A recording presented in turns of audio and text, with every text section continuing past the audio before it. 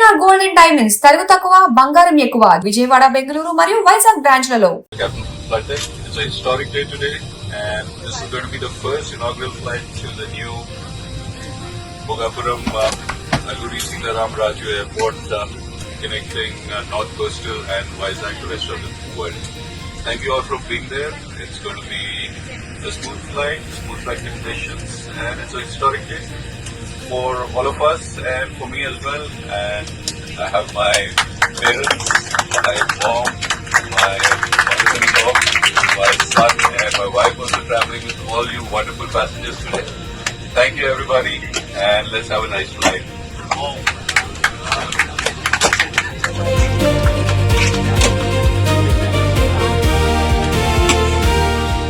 So ఎలా అనిపించింది first flyers certificate and congratulations. Thank you madam.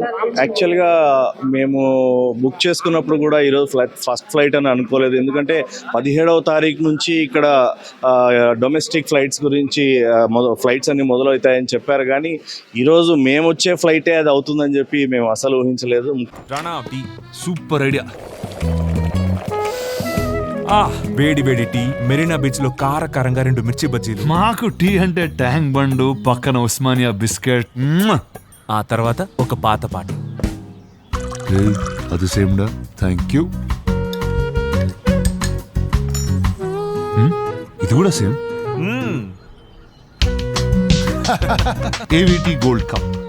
చెప్పేది అర్థం కాకపోతే రుచి చూస్తే మరవలేనిది. ముఖ్యంగా మొట్టమొదటి ఫ్లైట్ అల్లూరి సీతారామరాజు గారు మాకు ఎంత ఇష్టమైన ఒక దేశ స్వాతంత్ర సమరయోధి అయినటువంటి అల్లూరి సీతారామరాజు గారి పేరు పెట్టినటువంటి ఎయిర్పోర్ట్కి మొట్టమొదటి ఫ్లైట్లో మేము రావడం చాలా సంతోషంగా ఉంది. ఇక్కడికి వచ్చిన తర్వాత మేము ఎప్పుడు జీవితాంతం గుర్తుపెట్టుకునేలాగా ఇక్కడ ఒక సర్టిఫికెట్ ఇచ్చారు. తర్వాత కొండపల్లి బొమ్మ, ఏదైతే మన ఆంధ్రప్రదేశ్లో ప్రాముఖ్యత చెందినటువంటి కొండపల్లి బొమ్మ, 2 చాక్లెట్లు, తర్వాత ఒక ఫ్లవరు, తర్వాత కొన్ని గుర్తు ఉండిపోయేలాగా ఒక కిట్ని ఇవ్వడం జరిగింది. ముఖ్యంగా ఇలాంటివి ఇంకా ఎన్నో అభివృద్ధులు జరగాలని, ఆంధ్రప్రదేశ్కి ఇంకా మంచి అభివృద్ధి పథంలో వెళ్ళాలని చెప్పి మేము అందరూ కూడా భావిస్తూ ఉన్నాం. Thank you Narendra Modi. అంటే కేవలం మన ప్రయాణానికి కాదండి, చాలా మెమొరీస్ కనెక్ట్ అయి ఉంటాయి. ఇంతకుముందు మీరు వైజాగ్ ఎయిర్పోర్ట్ కావచ్చు, ఇది కావచ్చు, అంటే ఒక జర్నీ ఎక్స్పీరియన్స్ ఎలా ఉంటుందో అలానే వీటితో ఒక ఎమోషనల్ కనెక్టింగ్ ఉంటుంది. జాబ్ పర్పస్కి వెళ్ళే వాళ్ళు, లేకపోతే కూతుర్లు దూరంగా ఉంటే వాళ్ళని చూడడానికి వెళ్ళే వాళ్ళు, ఇట్లా రకరకాల ఆలోచనలతో వెళ్ళే వాళ్ళందరికీ ఒక కనెక్టింగ్, ఒక బాండింగ్ ఏర్పాటు అయ్యేది ఎయిర్పోర్ట్. ఎలా అనిపించింది? నిజంగా నాది అనంతపురం అండి, రాయలసీమ. అయితే నేను చాలాసార్లు ఇక్కడికి వైజాగ్కి రావడం జరిగింది. ఈరోజు మీరు చెప్పినట్టు ఖచ్చితంగా అది ఎప్పుడు మర్చిపోలేము. ఏదో ఒక కనెక్టివిటీ, ఒక కనెక్షన్ ఉంటుంది మనకు. లాస్ట్ టైం మేము అందరం కూడా వైజాగ్ ఎయిర్పోర్ట్లో దిగేవాళ్ళం. ఈరోజు ఇక్కడ దిగినందుకు ఒక రకంగా సంతోషంగా ఉన్నప్పటికీ ఆ ఎయిర్పోర్ట్లో దిగలేదే, ఆ ఎయిర్పోర్ట్ ఇంకా క్లోజ్ అయిపోయిందా, నేను లాస్ట్ టైం వచ్చిందా లాస్ట్ అనిపిస్తే ఒక రకమైన ఎమోషనల్ బాండింగ్ ఉంటుంది. ప్రతి ప్లేస్కి, ప్రతి దానికి కూడా, ప్రతి చిన్న వస్తువుకు కూడా మనకు బాండింగ్ ఉంటుంది. ఖచ్చితంగా మీరు చెప్పినట్టు ఈ భోగాపురం ఎయిర్పోర్ట్ కూడా ప్రతి ఒక్కరికి కూడా ఒక మరవలేని ఘట్టంగా నిలుస్తుందని మేము భావిస్తాం. వ్యూ పాయింట్ అయితే దీని గురించి చెప్పలేమండి, ఎందుకంటే సముద్ర తీరం పైన, సముద్రం మీద దాదాపు 10 నిమిషాలు ఫ్లైట్ 10 నిమిషాల దాకా వచ్చింది. దాని తర్వాత సముద్ర తీరంలో ఉన్నటువంటి ఈ వైజాగ్ సిటీ కనిపించింది. తర్వాత ఇక్కడ ఉన్నటువంటి పచ్చదనము, తర్వాత పైనుంచి ఈ ఎయిర్పోర్ట్ వ్యూ చాలా స్పెషల్గా ఉంది. నేను దాదాపు ఒక 15 నిమిషాలు నేనైతే నా మొబైల్ని కింద దించలేదు, మొత్తం అంతా వీడియో చిత్రీకరిస్తూనే ఉన్నాను, ఎందుకంటే అంత స్పెషల్గా ఉంది. ఎలా అనిపించింది ఫస్ట్ ఎక్స్పీరియన్స్? చాలా అద్భుతంగా అనిపించింది. నా శరీరం అంతా పులకరించింది. ఫ్లైట్లో నుంచి దిగుతుంటే అక్కడ ఘనమైన స్వాగతం లభించింది మాకు వాటర్ క్యానన్తో.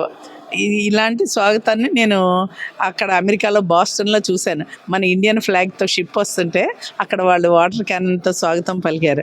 అది అక్కడ అలా చూశాను నేను. ఇక్కడ స్వయంగా నేను అనుభవించాను. ఇంకా ఆనందం చాలా గొప్పగా ఉంటుంది కదా. అనుకోంది నా కళ్ళ ముందు జరిగింది. నేను అందులో ఒక భాగం కింద వచ్చాను కాబట్టి ఇంకా మర్చిపోలేని గుడ్ ఎక్స్పీరియన్స్? చాలా, అసలు అందరికీ అందదు కదా ఇలాంటి ఎక్స్పీరియన్స్. చాలా అనుకోకుండా లభించిన ఒక గిఫ్ట్. సరే, ఇక ఈ ఎయిర్పోర్ట్ అద్భుతం చెప్పవలసిందే ఉంది. నాకు తెలిసి అదే విజయనగరం అంటే ఇన్నాళ్ళు ఎక్కడికి వెళ్ళినా బాగా పాటలు పాడే ఘంటసాల గారు, లేకపోతే సుశీల్ గారు, బాగా డాన్స్ చేసే వ్యక్తులు, రకరకాల ఎంతోమంది కళలకి కాణాచి కింద చెప్పుకుంటాను. అలాగే సిటీ ఆఫ్ ఎడ్యుకేషన్ చెప్పుకుంటాం. ఇప్పుడు మా విమానాశ్రయం వచ్చి అన్ని పారిశ్రామికంగా కూడా అభివృద్ధి చెంది బాగా డెవలప్ అవుతుందని కూడా చెప్పేస్తాను అనమాట. ఇప్పుడు అది నేను చూస్తానని అనుకోలేదు. ఇన్ని సంవత్సరాల నుంచి జరగడంలో చూశాను. నా నక్షత్రంగా అనుభవిస్తారేమో ఈ భోగాపురం తాలూకు విమానాశ్రయం వైభవాన్ని అనుకున్నాను, కానీ నేను కూడా అనుభవించడానికి అవకాశం వచ్చినందుకు మరీ సంతోషంగా ఉంది. లాస్ట్ టైం మీరు లాస్ట్ జర్నీ వైజాగ్ ఎయిర్పోర్ట్ దగ్గర ఉండొచ్చు. వైజాగ్ ఎయిర్పోర్ట్ నుంచి గత 20 సంవత్సరాల నుంచి ఎన్నో ఫారిన్ అంటే ఇంటర్నేషనల్ ఎయిర్పోర్ట్స్లో ట్రావెల్ చేశాను నేను. వాటన్నిటి కంటే కూడా మన సొంత బిడ్డను చూసినంత ఆనందంగా ఉంది ఎయిర్పోర్ట్. దానితోటి జిఎంఆర్ ఆర్గనైజేషన్ వాళ్ళ అనుభవం, ఎన్నో ఎయిర్పోర్ట్లు కట్టించారు వాళ్ళు. అవన్నీ రంగరించి దీన్ని ఇంకా అద్భుతంగా తయారు చేస్తారని, తర్వాత దీనికి భూమి ఇచ్చిన రైతులకు కానీ, దీని నిర్మాణంలో పాలు పంచుకున్న స్టాఫ్ అందరికీ కూడా నా మనపూర్వక కృతజ్ఞతలు చెప్తున్నాను. మీరే చెప్పగలరు, ఇక్కడ వాళ్ళే కదా మీరు, విజయనగరం, అందుకే అంత గర్వంగా చెప్తున్నారు.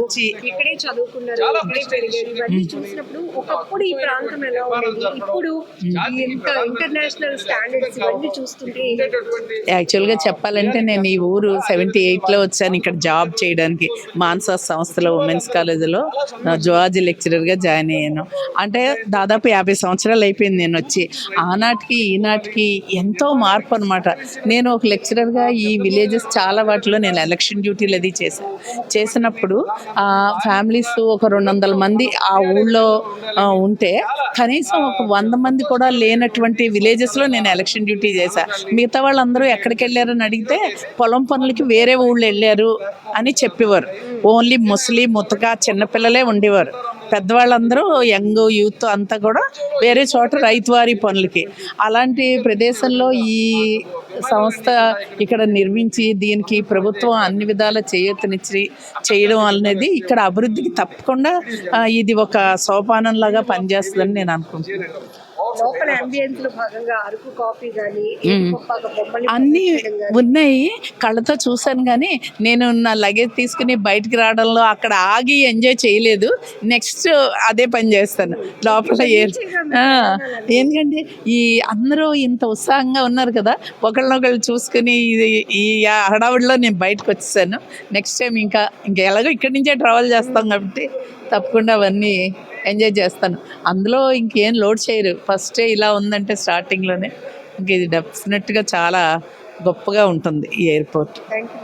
ఎలా అనిపిస్తోంది మీ ఎక్స్పీరియన్స్? 40 years నుంచి ఎయిర్ ట్రావెల్ చేస్తూనే ఉన్నారు. ఫస్ట్ ఇంటర్నేషనల్ ఫ్లైట్ ఇక్కడ నుంచి, ఫస్ట్ ఇంటర్నేషనల్ ఫ్లైట్లోనే నేను ఇవాళ ట్రావెల్ చేస్తున్నాను. నేను గత 35 సంవత్సరాల నుంచి పాత ఎయిర్పోర్ట్ నుంచి 1995 నుంచి ఇప్పటి వరకు కూడా, మొన్న కూడా నేను 10వ తారీఖుని ల్యాండ్ అయ్యాను పాత ఎయిర్పోర్ట్లోని. ఈరోజు కొత్త ఎయిర్పోర్ట్ నుంచి వెళ్ళటం నాకు చాలా గర్వంగా ఉంది. దీంట్లో నుంచి నేను ఫస్ట్ ఫ్లైట్ నాది అబుదాబీకి వెళ్తున్నాను ఈరోజు. నేను రావటం వైజాగ్ ఎయిర్పోర్ట్, వెళ్ళటం భోగాపురం ఎయిర్పోర్ట్. ఎందుకంటే కావాలని నేను దీన్ని ప్లాన్ చేసుకుని నేను వెళ్ళాలనేసి ఆ ఉద్దేశంతో నేను దీని మీద కాన్సన్ట్రేషన్ చేశాను నేను. సో ఇప్పటికీ భోగాపురం అల్లూరి సీతారామరాజు ఇంటర్నేషనల్ ఎయిర్పోర్ట్ గురించి చాలా విశిష్టతలు చూసారు, విన్నారు కదా, కాబట్టి ఇంటెన్షనల్ గా ఈ రోజు చేయించుకున్నాను. దానికి ప్రతీకారంగా నేనేంటంటే ఫస్ట్ డే నేను ఎక్స్పీరియన్స్ చెయ్యాలి. నా ఫ్లైట్ కూడా ఇది కూడా ఫస్ట్ ఫ్లైట్ ఇది అబుదాబీకి వెళ్ళటానికి. ఇది దాని గురించి అని చెప్పి నేను దీనికే బుక్ చేసుకుని ఈ రోజు నేను ప్లాన్ చేసుకుని వెళ్తున్నాను. నేను మీరు ఎక్కడి నుంచి సార్? అంటే వైజాగ్ నాది, నా ప్రాపర్ వైజాగ్ నాది. వైజాగ్ నుంచి నేను అబుదాబీకి వెళ్తున్నాను ఈ రోజు. నేను ఎన్ని గంటలకి సార్ ఫ్లైట్?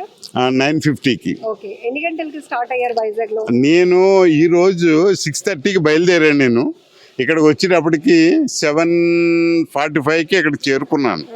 మా కాల్కులేషన్ ప్రకారంగా ఏంటంటే ఫస్ట్ డే కదా, ఆ ట్రావెల్ టైమింగ్ మాకు తెలియదు అది.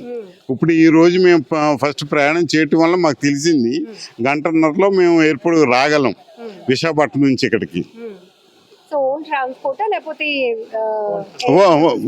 ఓన్ ట్రాన్స్పోర్ట్ తర్వాత పబ్లిక్ ట్రాన్స్పోర్ట్ కూడా యూజ్ చేసాం మేము. ఎందుకంటే మొత్తం మా ఫ్యామిలీ అంతా వచ్చాం కదా, మా వాళ్ళు, మా తమ్ముడు, మా చెల్లి, వీళ్ళందరూ కూడా నన్ను సెండప్ ఇవ్వడానికి ఇక్కడికి వచ్చారు ఈ రోజుని. సో 35 ఏళ్ల క్రితం ఫస్ట్ ఎయిర్పోర్ట్ విశాఖ వెళ్ళేటప్పుడు అప్పుడు మీకు ఏమనిపించింది? ఇప్పుడంతా ఆఫీస్ పర్పస్ లో మీరు వెళ్తున్నారు కదా, మీ ట్రావెలింగ్ కావచ్చు. మొట్టమొదటిగా నేను జూలై 16, 1995లోని ఫస్ట్ ల్యాండింగ్ మన పాత ఎయిర్పోర్ట్లో అయ్యింది.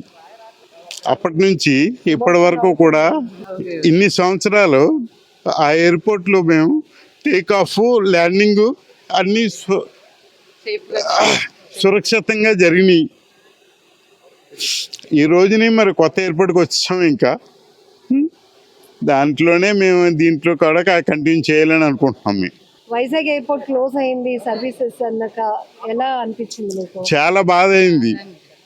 ఎందుకంటే ఆ ఎయిర్పోర్ట్ నుంచి మా ఇంటికి 30 minutesలో మేము ఇంటికి వెళ్ళిపోవాళ్ళం.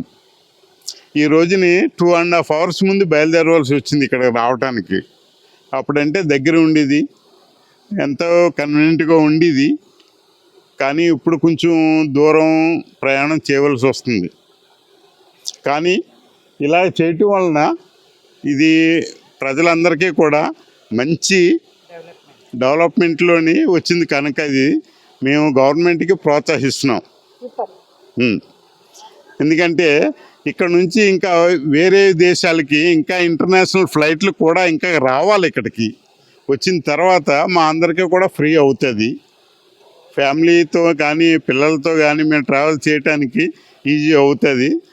కొంత 2 hours మేము రావడానికి వెళ్ళటానికి స్పెండ్ చేయటం అది తప్ప మిగతావన్నీ కూడా బాగున్నాయి. ఎలా అనిపించింది?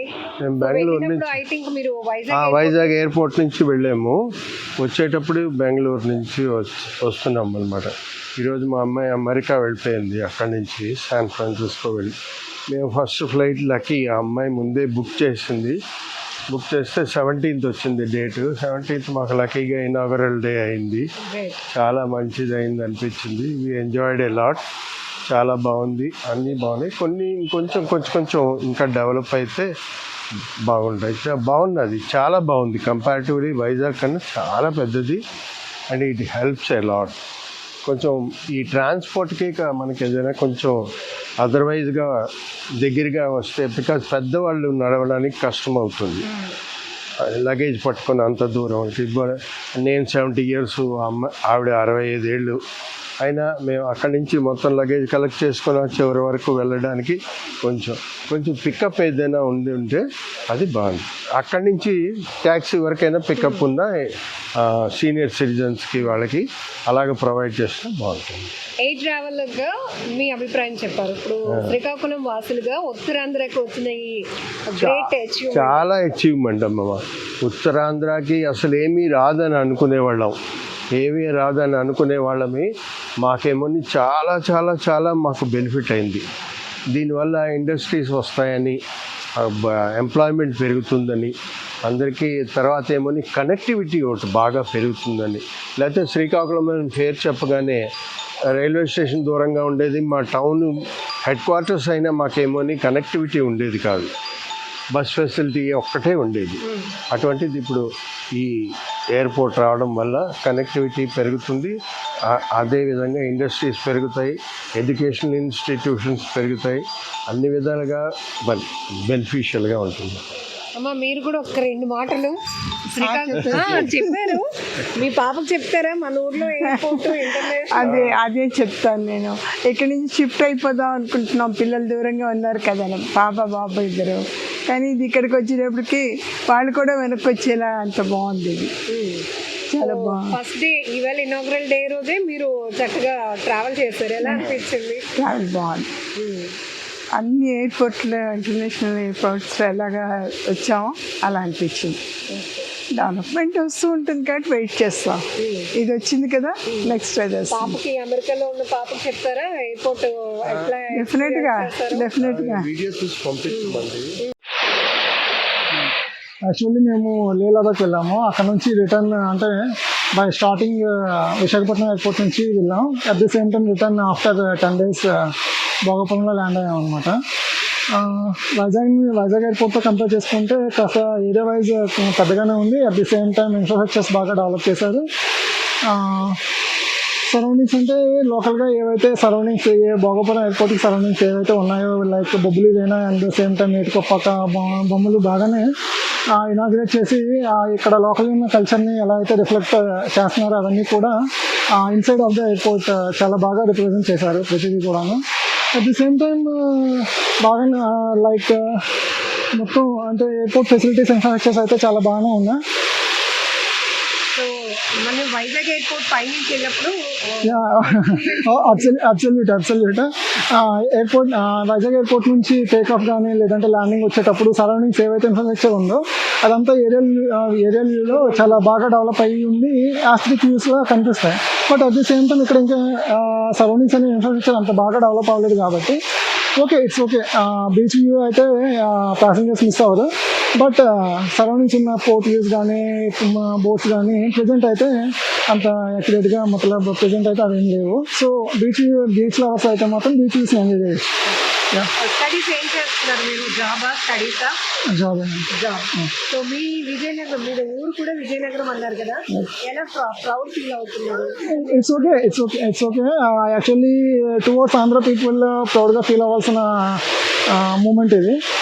Not just like Uttarandhra or else Vizianagaram, Srikakulam and Visakhapatnam people, not up to that few people ఈ ఏరియాకి మాత్రమే స్టిక్ ఆన్ అవ్వకుండా టువర్డ్స్ ఆంధ్ర పీపుల్ ప్రౌడ్గా ఫీల్ అవ్వాల్సిన మూమెంట్ ఇది. అందరూ ఆంధ్ర పీపుల్ గానే మనం ట్రీట్ చేయాలి, ప్రౌడ్ ఫీల్ అవ్వాలి.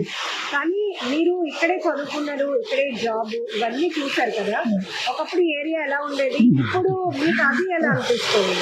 It's okay.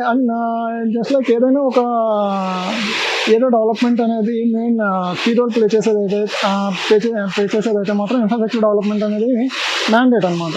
So like roads and airports and railway connecting lines all these are very mandate to utilize the common citizens.